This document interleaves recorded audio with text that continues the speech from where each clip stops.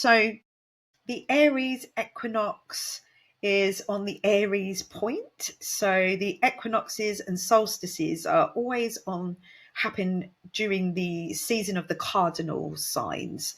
So that is your Aries, Cancer, Libra, and Capricorn. So we're at the Aries, we're at the beginning.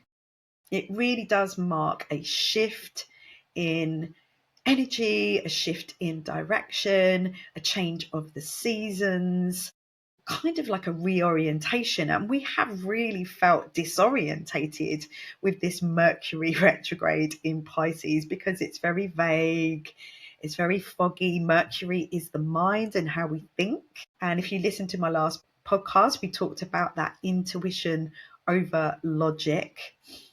We haven't been able to use logic. We've really been forced into, how does it feel? What is this feeling? I must trust my intuition. The universe has most definitely sent me a test recently. So if you remember on my last podcast, if you were listening, if not, I will link that here and you can go back and listen. I talked about maybe an old flame popping up out of the shadows because we had Venus traveling through Pisces at the time as well. Venus has moved into Aries since, so we have more of that goddess, warrior type energy now.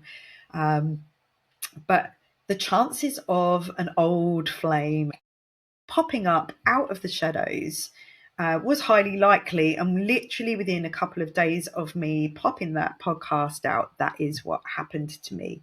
And it came along with a test for me. Can I trust my intuition over my logic? That old part of me that I wish to no longer take forwards with me. Who am I becoming? Who am I stepping into? And I was listening to, I've been enjoying listening to Florence Given's podcast, reading her book, Living Deliciously.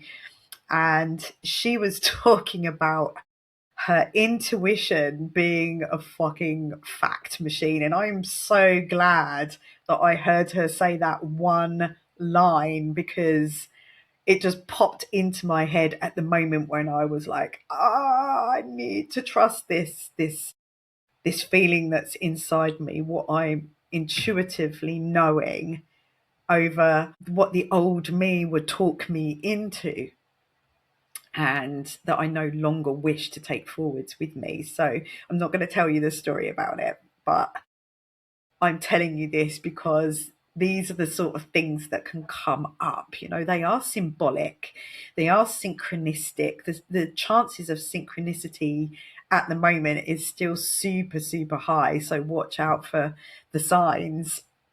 So, you know, Aries comes with, it's like the first breath, the new baby as it's born. This is what we are stepping into. Venus is already there. Saturn is already there. Neptune is already there in the I am.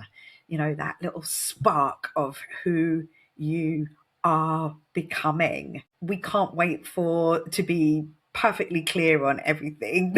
There's no chance of that right now. But know that that feeling is coming, that clarity is on its way. And we have time now to prepare for that. So this new moon is our opportunity to sit with our journals, sit with visualization, start to put some of Saturn's structure and foundation so that we can make our Neptune dreams concrete.